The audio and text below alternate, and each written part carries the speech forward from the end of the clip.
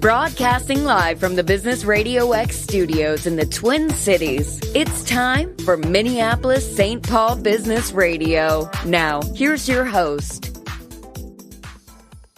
And hello again, everyone. Welcome to another edition of Minneapolis-St. Paul Business Radio. We're the voice of the Twin Cities, a business in the Twin Cities. And I've been looking forward to this one. This is going to be a great one. Lots to learn here from Blaine Stephens.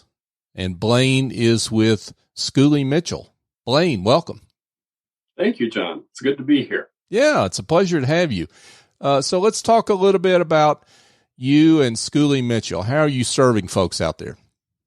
Yeah, so at Schooley Mitchell, we are cost reduction specialists. And that sounds like a lot of words, but basically we help businesses that are paying too much for third-party provided services. So we look at their invoices in great detail, line by line, feature by feature. We find billing errors that are very common in these industries. We find services they're paying for that they don't need or want, that were magically bundled in at some point in the past. And then we have specialized tools and databases that help us determine the right price for the service their business does need. So we have negotiating leverage with their providers to find an average of 28% savings. Okay, you got my attention on that 28% savings. You're a numbers guy. Yeah, for sure. And I want to get into that. But let's talk a little bit before we dive too deeply into that. Let's talk a little bit about you and your journey and how you came into this business. Yeah, it's a different journey than many people. I started in the arts. I had a fine arts degree, worked in theater for 10 years professionally. And then we had our first child. So dad needed to get a real job. And I went to work for a software company, not having any software background, but I had done some education. So I was in the training department.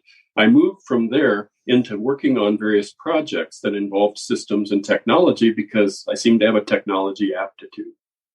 And after a while, I moved from the business side into the IT side because we needed a translator. We needed a liaison who could speak technology language, but also could make sure the business priorities were being addressed rather than just the dials and the switches. So that was my start at a software company. Loved it. I left as an IT director and joined another company where I started as an IT director. I left as the senior vice president of all client delivery. So yes, IT, also operations, mail operations, and then client services, everything customer facing that brought revenue into the company. So when that ended, I decided I was at a point in my career, I wanted to give more back to the community. So I started joining some nonprofit boards, really enjoy that, love nonprofits. And then I realized, well, the people who really need some help are those business owners out there. Because even in my IT career, I saw that the providers, they wanted to buy me hockey tickets, but they didn't necessarily want to give me the best price for what I needed. That was always a secret sauce that they kept from you. You just paid what you had to pay. But small business people, they can't afford that. And they don't know why they're paying what they're paying. They just look at an invoice that's too complex to read. And they say, well, that's about the same as last month. And they just weigh it and pay it because that's all they have. So I love helping those people who are really being taken advantage of in ways they may not realize. Folks, Blaine Stephens, the Renaissance man, is with us. Fine arts, IT services, customer service. Wow, what a background. That's a nice way to say I bounced around a lot. So I appreciate that. No, I love that because actually, you know, having that wide and varied background that you have helps, I would think, in terms of the work that you do now, because when you're talking about cost reduction, you're talking about a lot of different areas of the company. True, and it does get technical and numbers related, but it's always people first for me. And, you know, I'm in this because I want to help people. And, you know, if I can't help them, then fine, you know, I'll give them what free service I can. But generally, I want to make things better for them and for their business. So let's talk about how this works. I decided to engage you, and how you come in, and how does that conversation unfold? What do I need to give you for you to help me? Well, the nice thing is that we work on contingency. So there's no cost, there's no risk to engage my services. I usually sit down with the client when we can sit in person or over Zoom for about 20 minutes to learn a little bit about their business, what services they're consuming, to explain how I may be able to help them. And then we determine if it makes sense to work together from there. If they say yes, then we start to gather their recent invoices, because we study those to create a baseline of their current cost. That's how we know if we're saving them money or not compared to that benchmark. And then we start negotiating first with their incumbent provider, because 75% of the time, my clients stay with the same provider. They simply pay them less money for the same service. And then we find a couple of other providers to present as options, but the client is always making the decision. So after we've done all of our research, which can take a couple of months, we come back to them with our findings and our recommendations and say, here's option A, B, and C. What would you like us to do? They say, go implement option A. We take care of the implementation for them. We verify everything was done correctly. And then each quarter thereafter, we're monitoring to make sure no surprises happen, that there isn't suddenly a charge that they weren't expecting, that their services may have changed, their needs may have changed. So we're on top of that, managing it for them so they don't have to. Oh, wow. Now, there's a couple of things in there that I think are really important. And I think vendors sometimes take advantage of business owners' reluctance to change, because when a business owner hears the word change, they think, oh, what a pain it's going to be to change that service. Right. And what I heard is, if I work with you, I don't have to worry about that. No, one of my questions is, do you like your current service? Are you satisfied with your current provider? Great. Let's not touch anything. Let's just pay them less money. So, yeah. My very first client was my own dentist that I've seen for 20 years. When I sat down with him, he said, that's great. You're going to save me money. I always like that. But I love that you're going to save me time and the frustration of dealing with these people, with sitting on hold for 40 minutes or so. And then when I talk to a live person, I don't know what to ask them. I'm into teeth. I don't know about cost savings. So I need your help to get to the best price. I love it. A lot more value beyond that 28% cost savings. And yes, I remember that number, Blaine. A lot of value there that, you just dropped there. So that's awesome. Blaine Stephens, folks, and he is with, Schooley Mitchell. So Blaine, let's talk a little bit about the specific expense areas that you address, that you look at when you do an analysis. Great. Yeah. We are continuing to add new areas. And again, they all tend to be third-party provided services, right? And we only specialize in those things we're really good at, that we have expertise in. So we're not masters of all trades and, or not jacks of all trades and masters of none. We like to be the specialists in our area. So Schooley Mitchell started 23 years ago with telecommunications. Anything that a business uses to communicate electronically, internet, phones, desk phones, wireless devices, all of that space. We expanded into credit card and debit card processing. So those merchant services fees. We have more recently got into small package shipping with courier services like FedEx and UPS. Just recently, we've added waste removal services. So anyone paying for a dumpster, we can help them. And then just very, very recently with the pandemic, we added e-signature solutions like DocuSign and others. We can find the best price there. Electronic logging devices and fleet management systems. And then to our most recent offering, utilities and fuel costs. Oh, wow. And again, for all of those, it all starts with the invoice or the statement. And it's us driving into the detail to find what are you paying and why, and then educating our customer, our client. Here's what you're paying. Here's why you're paying it. Here's how we're helping you pay less. And here's what to watch for in the future. If our agreement is done and you're on your own in 5 years, these are the kinds of gotchas you want to stay aware of. Yeah, for sure.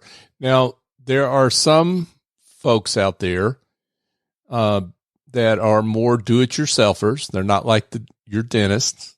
and they think, well, I can do this myself. I don't need Blaine to help me do this. Talk to those folks.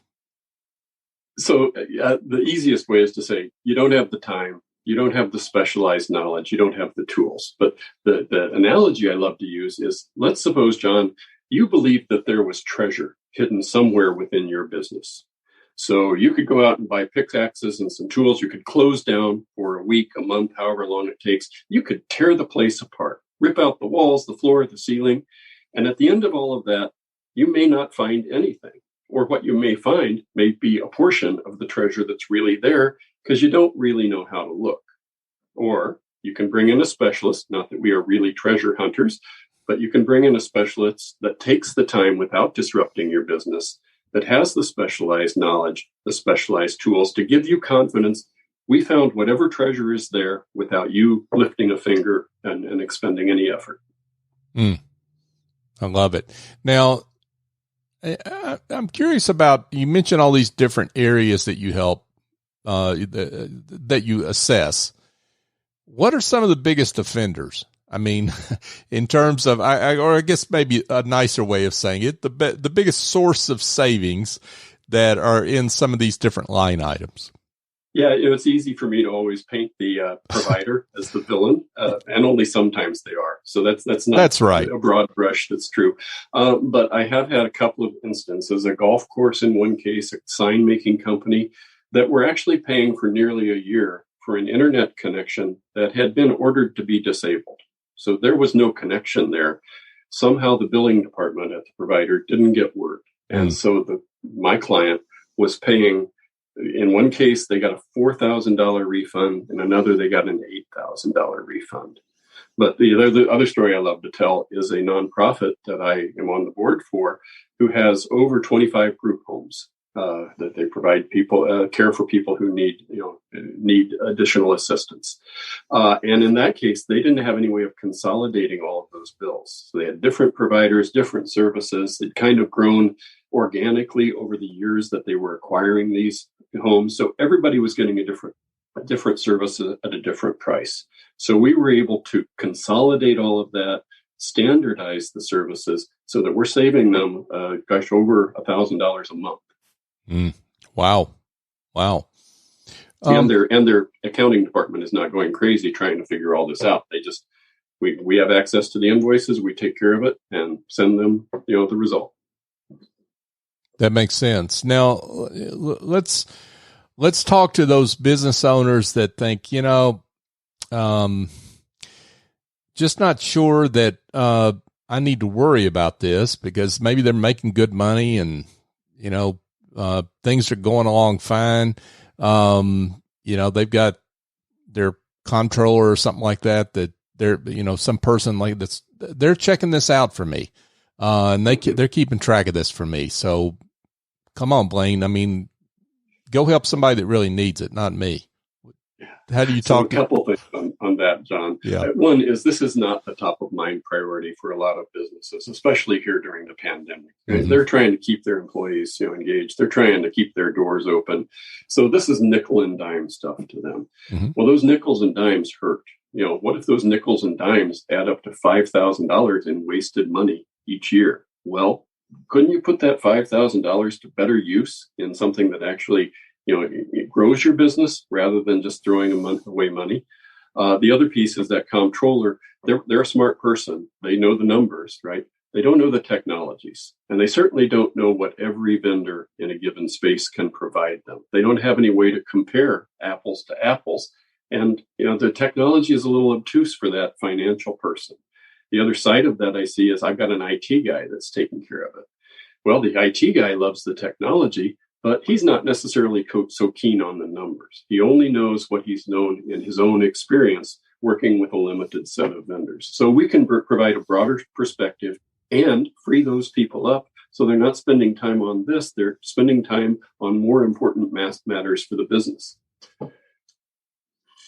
Blaine Stephens, folks, he's with Schooley Mitchell. So Blaine, let's get a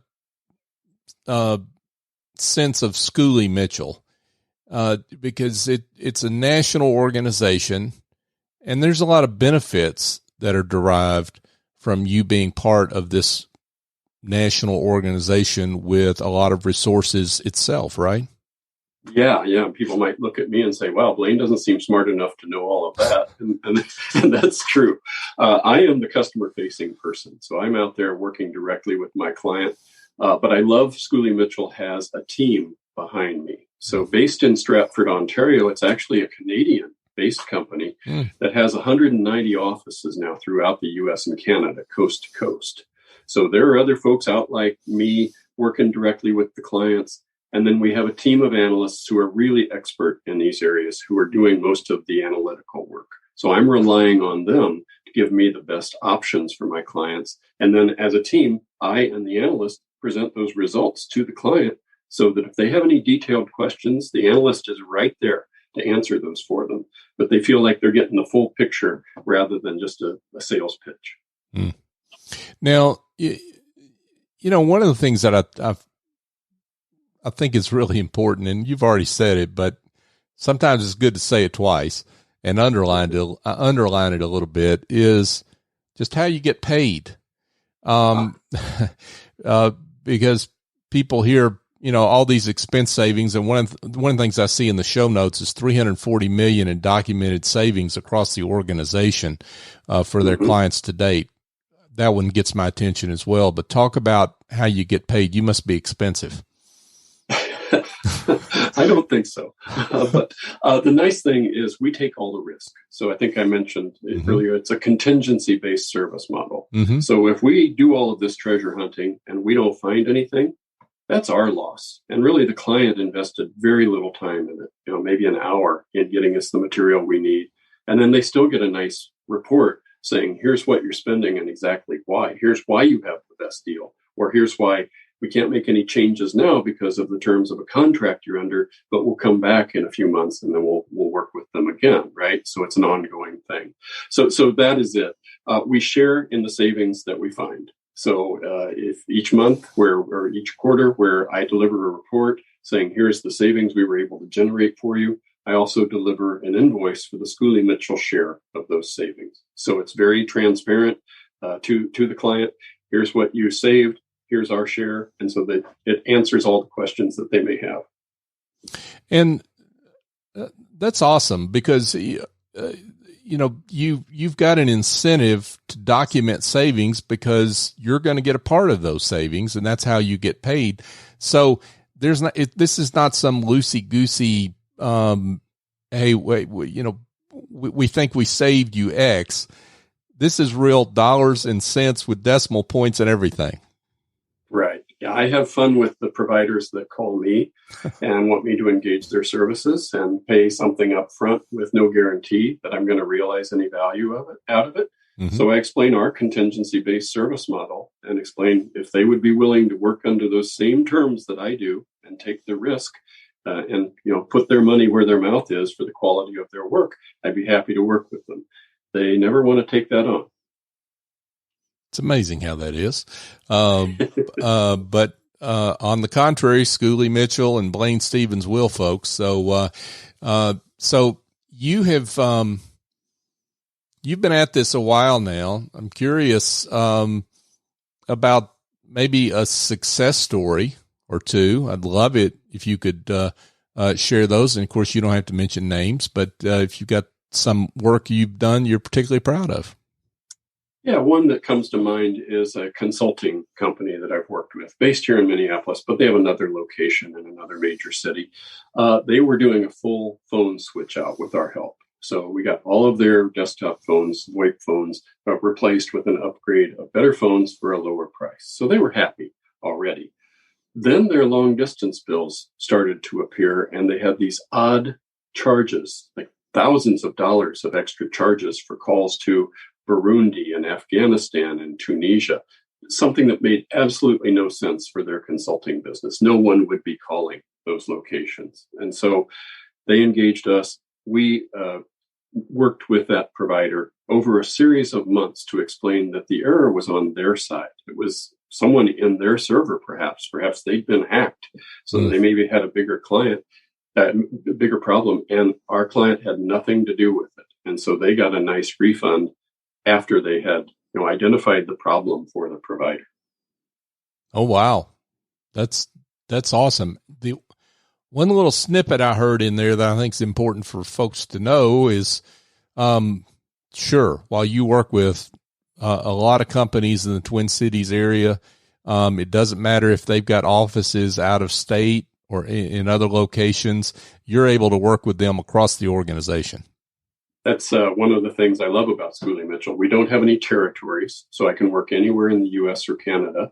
And a unexpected benefit during the pandemic was I had this self-limiting belief that I needed to sit face-to-face with a client to build trust and build a relationship. Well, when that suddenly wasn't an option, I started expanding my reach across the country, and I now have clients coast to coast because we can all work in the same way over Zoom or whatever video platform, build that relationship and work together without even sitting down for coffee together. Oh, wow. That's great. Congratulations on that. Dare I say pivot, that word that nobody wants to hear, but congratulations on that.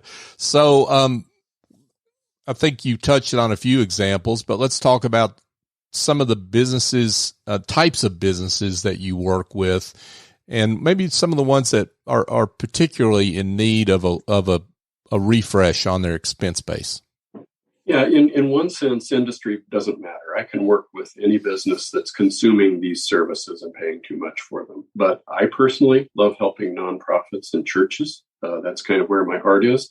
I have been recently focused on manufacturing businesses, construction, and professional service locations. So doctors' offices, veterinarians' offices, dentists, eye doctors, but also lawyers, law firms, and attorney firms, accounting firms. All of those are consuming these services and probably at a volume that it's costing them more than they know. You mean my CPA needs help with their expenses? That's what I just heard. I might not say it that way to that person, but yeah, I mean, again, they're experts at taxes and the financial aspects of the business. They don't know this technology. They don't know all of the service providers out in the space. How can they? Well, and that's and I wasn't trying to insult CPAs. I was trying to make a point, which is, hey, if my CPA needs you, then I know I do, right? Because you're exactly right. Some of this stuff is so complex that even a CPA who doesn't deal in this stuff every day needs your help. So I love that example. Well, and the smart business folks know that they need to focus on their core competencies. They can chase all over the business doing all of the things that, that touch the business. But if you're a plumber, focus your business on plumbing. Don't focus it on expense reduction. We've got people who can do that. Yeah, for sure. For sure. You mentioned the 28% average savings.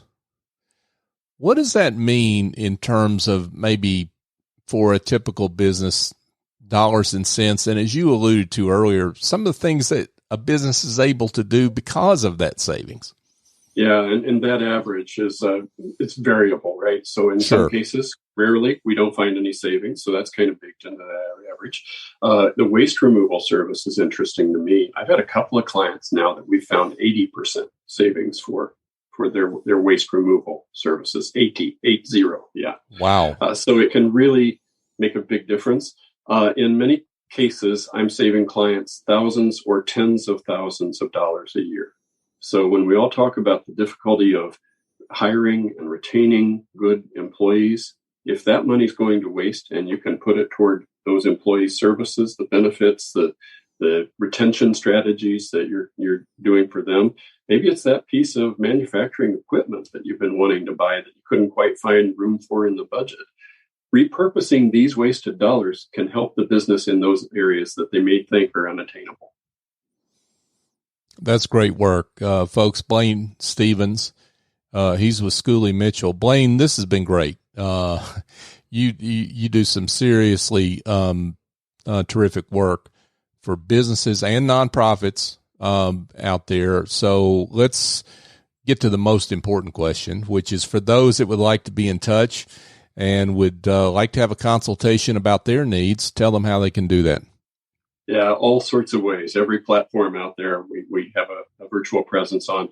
The easiest way is to just give me a call, 612-209-2237. Or my email is Blaine, BLAINE .Stephens, STEPHENS, at SchooleyMitchell.com. And Schooley is SCHOOLEYMITCHELL.com.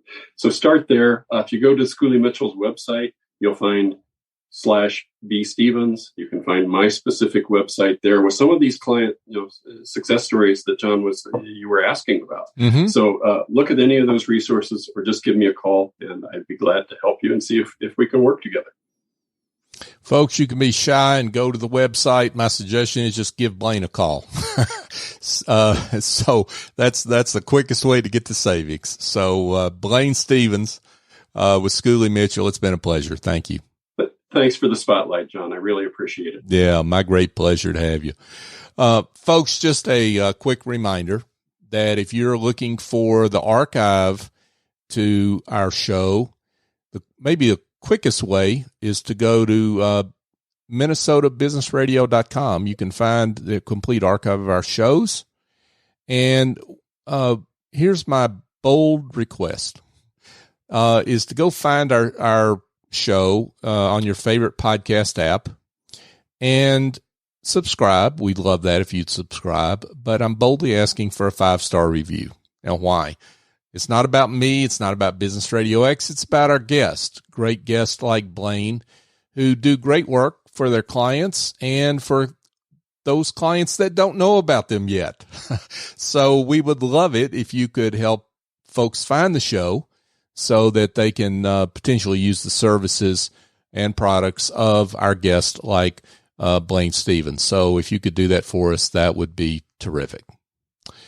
So for my guest, Blaine Stephens with Schooley Mitchell, I'm John Ray. Join us next time here on Minneapolis-St. Paul Business Radio.